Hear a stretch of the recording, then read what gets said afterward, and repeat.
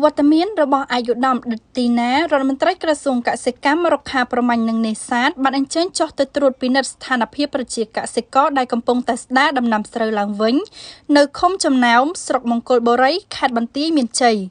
នៅក្នុងភូមិសាស្ត្រឃុំចំណោមស្រុកមង្គលបុរីខេត្តបន្ទាយមានជ័យខណៈដែលបងប្អូនប្រជាកសិករកំពុងប្រញាប់ប្រញាល់ស្ដារស្រូវឡើងវិញឲ្យទាន់ពេលឯកឧត្តមងិនឆៃ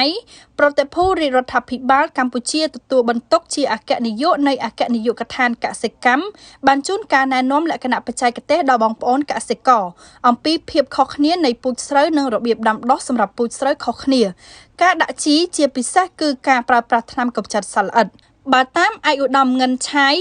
ពុំមែនសត្វល្អិតទាំងអស់សុទ្ធតែចង្រៃនោះទេ